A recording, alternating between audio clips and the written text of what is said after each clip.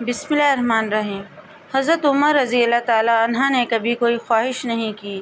ایک دن مچھلی کھانے کو دل چاہا تو اپنے غلام یرکا سے اظہار فرمایا۔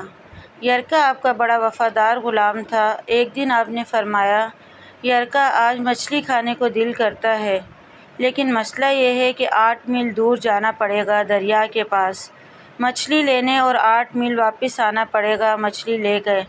پھر آپ نے فرمایا، رہنے دو، کھاتے ہی نہیں۔ ایک چھوٹی سی خواہش کے لیے اپنے آپ کو اتنی مشقت میں ڈالنا اچھا نہیں لگتا کہ 8 میل جانا اور 8 میل واپس آنا صرف میری مچھلی کے لیے۔ چھوڑو یرکا، اگر قریب سے ملتی تو اور بات تھی۔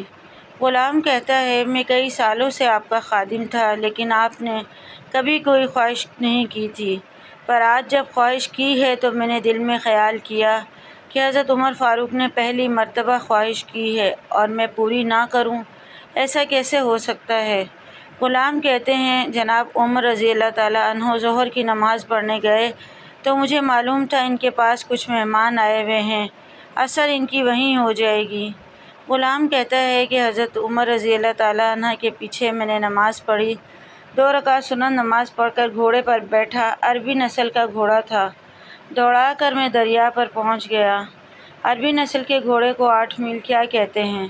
وہاں پہنچ کر میں نے ایک ٹوکرا مچھلی کا خریدا اور حضرت عمر رضی اللہ تعالیٰ عنہ کی عصر کی نماز ہونے سے پہلے میں واپس بھی آ گیا، اور گھوڑے کو میں نے ٹھنڈی چھاؤں میں باندھ دیا تاکہ اس کا جو پسینہ آیا ہے وہ خشک ہو جائے اور کہیں حضرت عمر فاروق دیکھ نہ لیں۔